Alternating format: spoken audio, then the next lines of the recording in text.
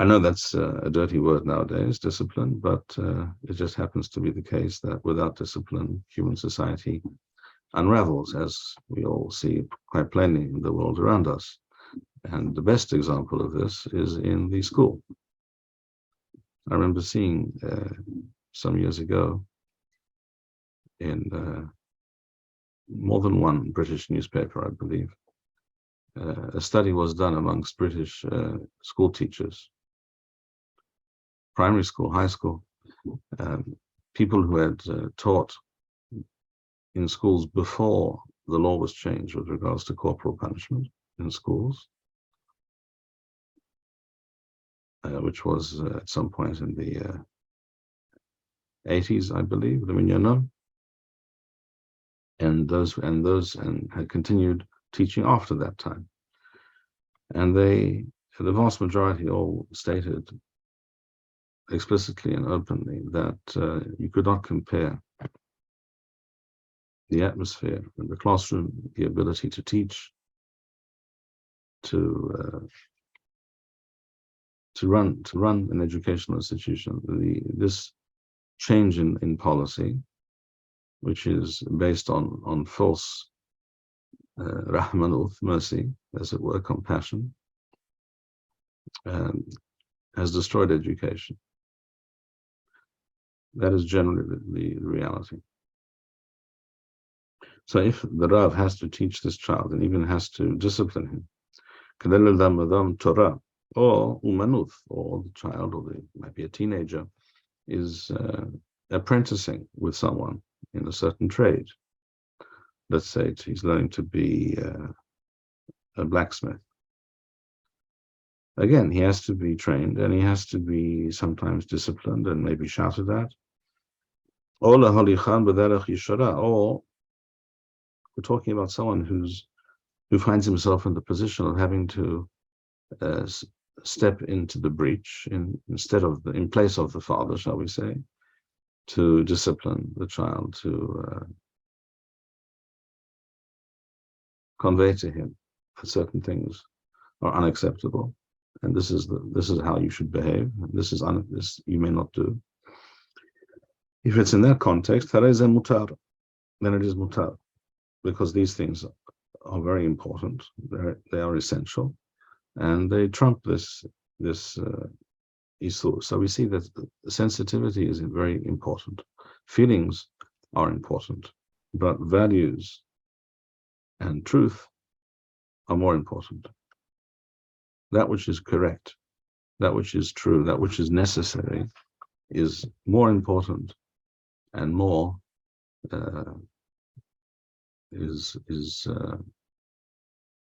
weighs more heavily than feelings. That's a general rule of thumb. Yes, someone had a question.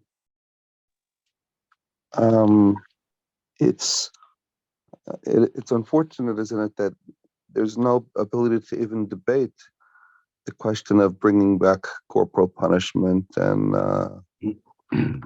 not to mention that parents are considered primitive if they resort to corporal punishment at all. The generation has become quite insane in this regard.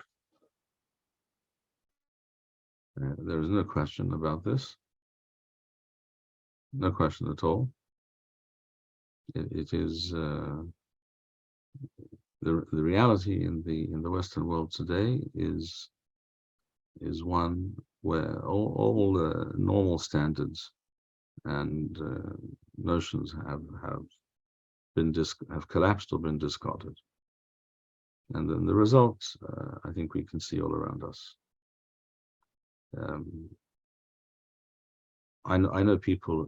If we return for a moment to education, the schools, I know people, some of whom who have been in education, teaching in schools, in some cases for 50 years, and the tales of woe and disaster and how it affects everyone in the system are quite shocking. The teacher is not allowed to discipline, neither is the the headmaster or the principal.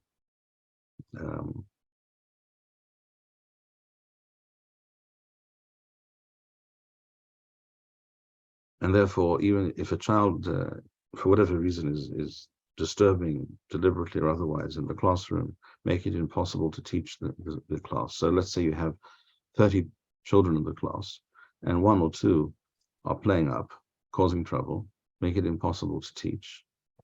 They are directly harming, in a very serious way, the other children, the 28 children, the 29 children in the classroom. So if the teacher has to keep the student in the classroom, that means 30 people are not going to be studying or learning. If he removes him from the classroom, you might say, well, he can remove him from the classroom. He might. But then again, if the child is particularly rambunctious or undisciplined, what have you, is a troublemaker for whatever reason, then the child can continue to disturb the classroom outside the classroom. He can tap on the window. He can do all sorts of things. And these are day-to-day occurrences. And make it and you can do nothing about it.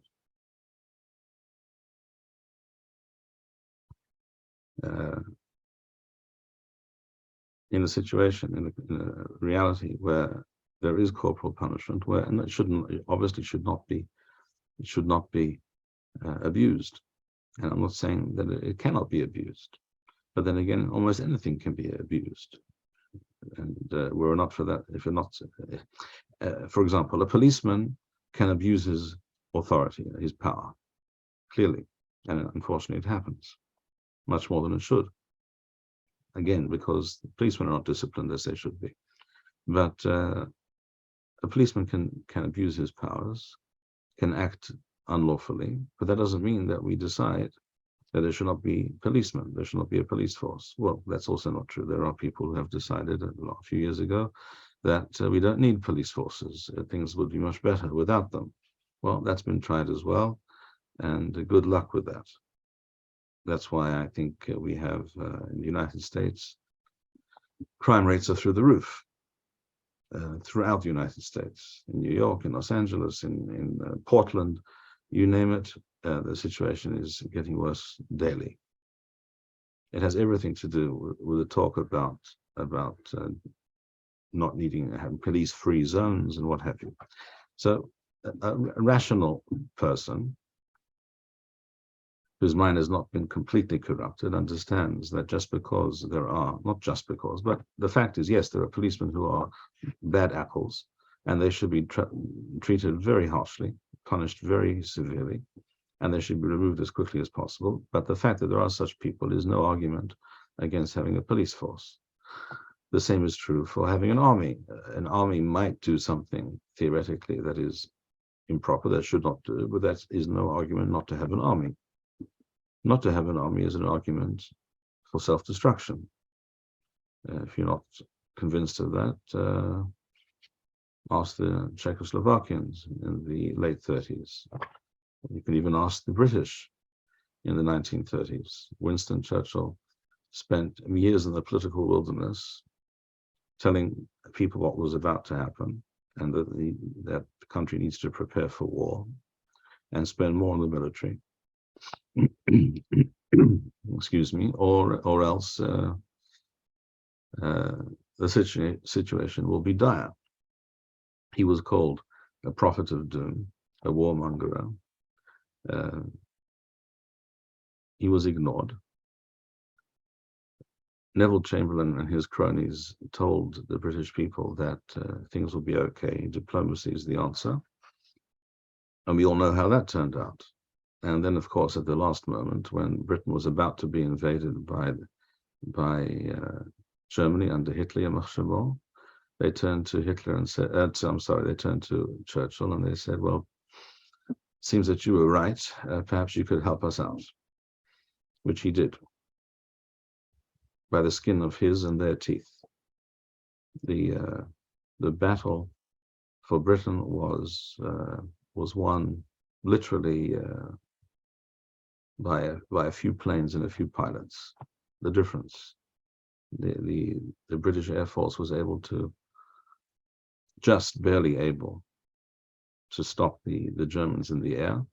Had the Germans won air superiority, then they would most certainly have led in short order to an invasion, and the British could not possibly have stopped the Germans on the ground were they able to cross the Channel. And if you think about the outcome of all that, well, really it's impossible to even consider, to contemplate what might have happened, because if Britain had been invaded and occupied by Germany, which was not just on the cards, but was fully expected by almost everybody. Excuse me. Not only does that mean that the Germans would have neutralized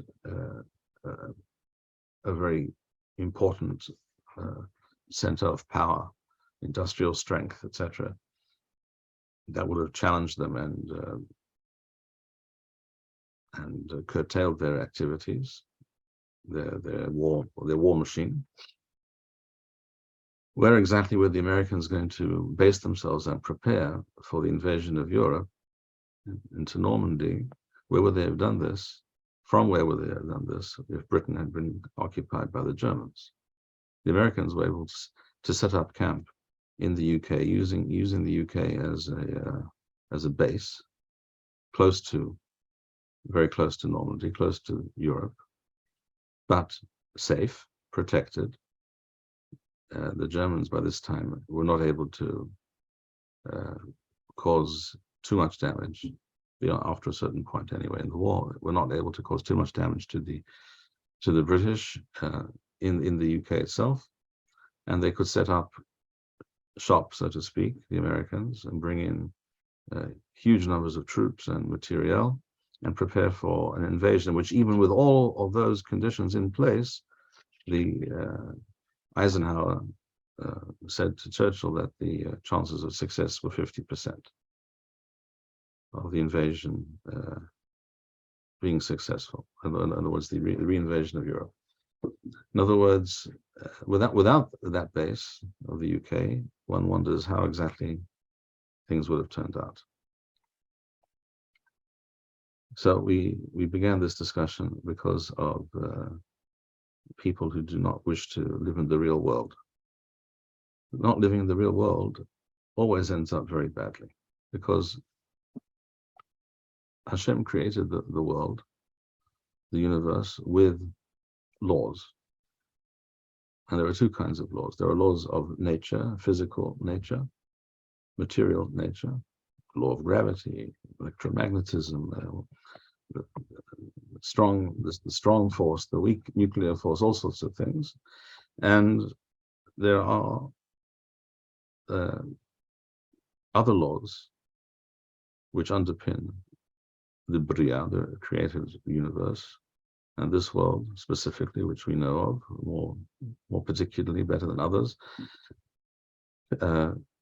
spiritual laws, which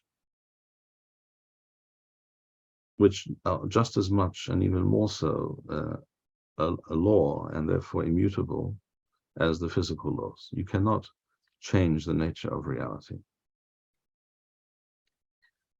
Neither the spiritual, the underlying spiritual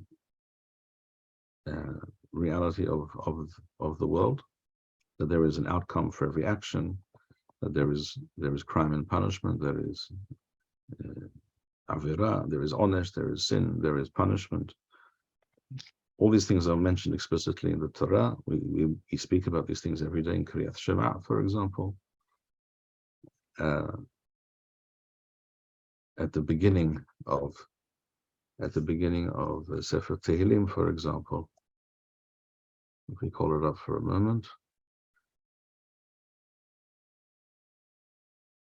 the first parak of Tehillim,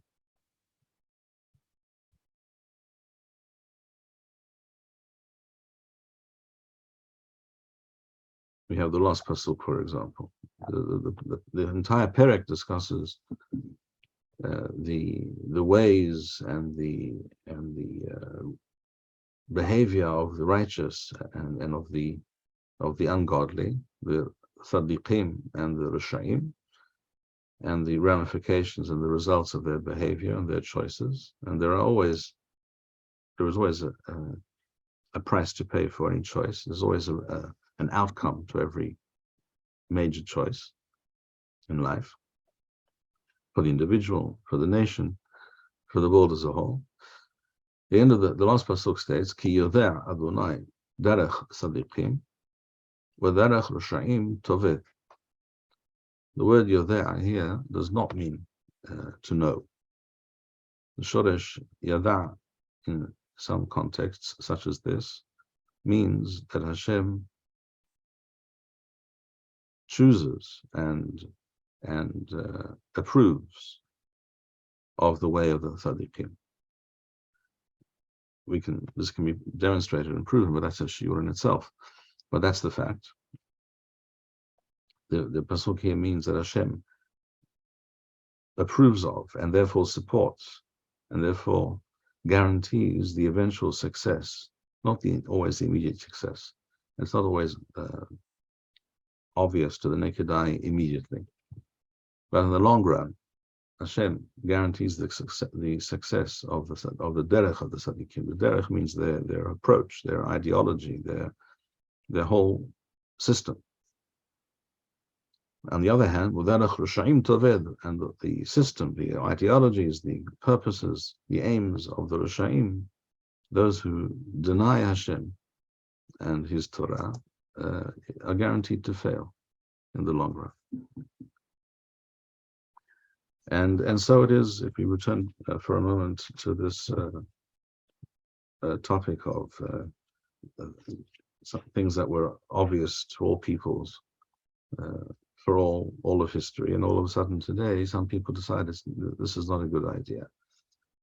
Corporal punishment, capital punishment, corporal punishment, discipline, these things were always understood to be necessary and appropriate and positive, beneficial. And when you decide to do away with such things, there is a terrible price to be paid. A wise man once said, if you own a property and you find a fence at the end of the property,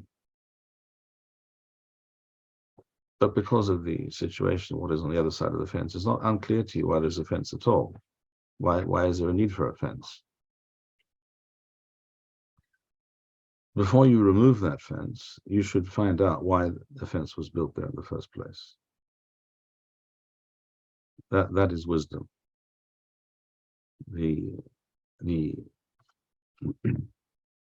frivolous and those who live their lives by folly are quite happy to tear down fences and make all kinds of major changes to human existence without ever considering or understanding why these things were there in the first place.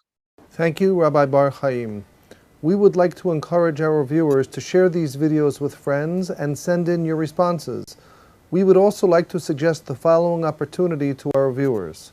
If you identify with Rabbi Bar-Hayim's message and would like to sponsor or dedicate a video interview with the rabbi in honor or memory of a loved one, if you would like to obtain Birkon Nusach Eretz Yisrael or invite the rabbi for a speaking engagement, please email us at office@machonshilo.org.